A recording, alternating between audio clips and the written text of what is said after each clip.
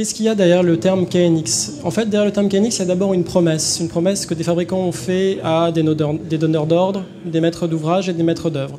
Cette promesse, c'est celle de se réunir entre fabricants pour définir un protocole commun, ouvert, pour que notre concurrence ne se fasse pas au niveau des protocoles, en enfermant les bâtiments dans des bus propriétaires, mais au niveau des produits.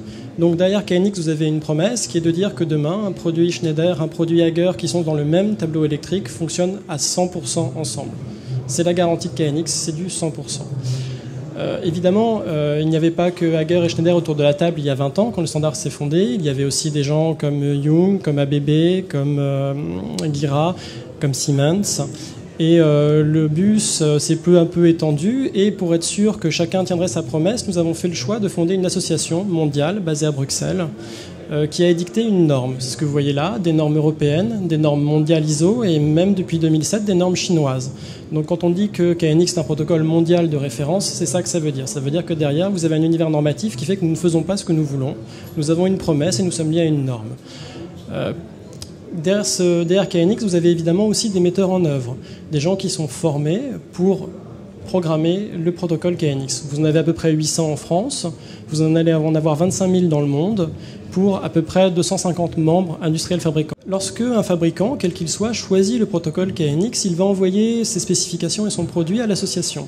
L'association va le valider pour s'assurer qu'il fonctionne tel qu'il le doit. Mais ce n'est pas elle qui le fera, ce sera un laboratoire indépendant.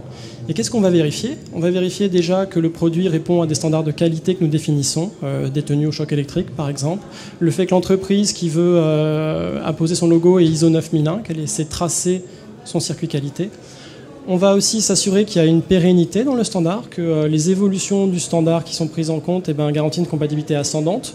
Que vous soyez chez un fabricant comme ABB, comme Hager ou Schneider, qui sommes présents depuis 20 ans dans le KNX, on continue à faire la maintenance des anciennes installations en installant les produits d'aujourd'hui, et ça fonctionne à 100%. Alors, la RT 2012, qu'est-ce que c'est? C'est une réglementation réglementaire qui va concerner les bâtiments résidentiels et tertiaires neufs à partir de la fin de cette année. Elle va être un levier d'action pour la mise en œuvre des principes du plan bâtiment. Donc vous vous souvenez, le Grenelle de l'environnement. Donc tous les permis de construire pour cette année, tous les permis de construire qui seront déposés le 28 octobre, après le 28 octobre 2011, devront répondre à la RT 2012, donc la réglementation thermique 2012. Alors zoomons justement sur le CEP Max qui va permettre de réduire la consommation globale sur l'énergie active du bâtiment, c'est-à-dire tout ce qui est gestion d'éclairage, chauffage. Le seuil de référence est de 50 kWh d'énergie primaire par mètre carré par an, modulé par différents paramètres. Et elle va donc imposer le recours à des équipements énergétiques performants à haut rendement, à la fois sur la production d'énergie et à la fois sur la gestion des terminaux, gestion d'éclairage, gestion de chauffage. Elle prend en compte 5 usages: le chauffage, le refroidissement, la production d'eau chaude sanitaire, l'éclairage et les auxiliaires.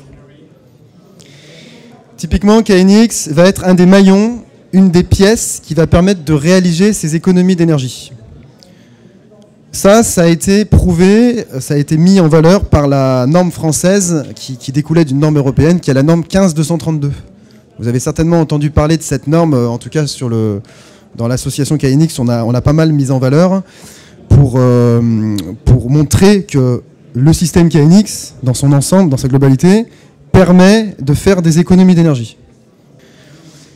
Et puis, il y a un autre article qui est important, c'est tout ce qui est tracé des courbes de consommation. C'est un article très important de la RT 2012. Et aujourd'hui, pareil, avec des solutions KNX, vous savez récupérer de la mesure, récupérer du comptage et l'afficher sur le tableau de bord, qui vous permet aussi de gérer l'éclairage, les volets, les caméras, par exemple, etc. On a fait des apartés pour vous montrer que parce que vous embarquiez le KNX, vous pouviez également proposer plus de fonctions à l'exploitant du bâtiment. Et finalement, tout ceci se symbolise ici. Vous avez votre donneur d'ordre. Vous allez avoir un CCTP avec généralement un lot chauffage, un lot électricité, parfois un lot sécurité.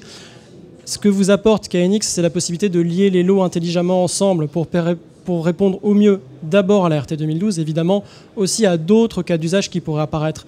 Alexandre citait le cas de figure des centrales incendie ou des capteurs techniques. Typiquement, si vous avez l'un avec la RT 2012, profitez-en pour lier l'autre, comme ça vous avez tout unifié sur un seul et même système, évidemment. Alors l'intelligence dans le bâtiment, évidemment, vous pouvez la faire de diverses façons. Nous, ce qu'on va essayer de vous présenter ici, c'est que lorsque vous la faites en KNX, vous la faites en ayant des garanties. Des garanties sur ce que vous êtes capable de faire en mélangeant des fabricants, des garanties sur ce que vous êtes capable de faire dans la durée, parce que dans 10 ans, dans 12 ans, vous allez avoir de la maintenance à effectuer, et à ce moment-là, il ne s'agira pas de dire « Ah bah oui, mais le protocole n'existe plus » ou « Le produit adéquat n'existe plus ». Et ces deux garanties-là, vous les retrouvez dans la conception même de la norme KNX. On a juste voulu remettre deux slides, donc on voit que avec la 15232, avec la RT 2012, avec la conception du bus KNX, on voit quand même les avantages. On voit que c'est un système qui permet de faire des économies d'énergie, tout en apportant d'autres avantages, comme le confort, les scénarios. Pour un magasin, on peut même dire l'intérêt pour l'utilisateur de venir dans ce magasin acheter, puisqu'il est bien, tout simplement il est bien. Donc le confort aussi des clients. Du maître d'ouvrage, enfin de l'utilisateur. Mais en plus de ça, KNX se démarque pas mal par justement comme tu disais, le contrat entre guillemets qu'apporte KNX, un contrat, un gage de qualité, de pérennité et d'interopérabilité. Cette notion d'interopérabilité, elle est vraiment importante, c'est-à-dire que dans un même projet, je vais installer des produits des différentes marques sans mettre de passerelle, puisque en fait le protocole de communication est le même. Donc, une personne qui va se former sur le KNX, il va pouvoir partir du résidentiel jusqu'au grand tertiaire. Donc ça lui donne une palette de projets importante. Et en plus, il va pouvoir travailler avec toutes les marques. Donc pour lui, c'est un investissement qui est quand même sécurisé, puisque sur un protocole, une formation, un logiciel, il va pouvoir aller sur différents types de projets. Donc très important l'interopérabilité, et c'est ça qui entraîne finalement de la pérennité et un gage de qualité. Merci.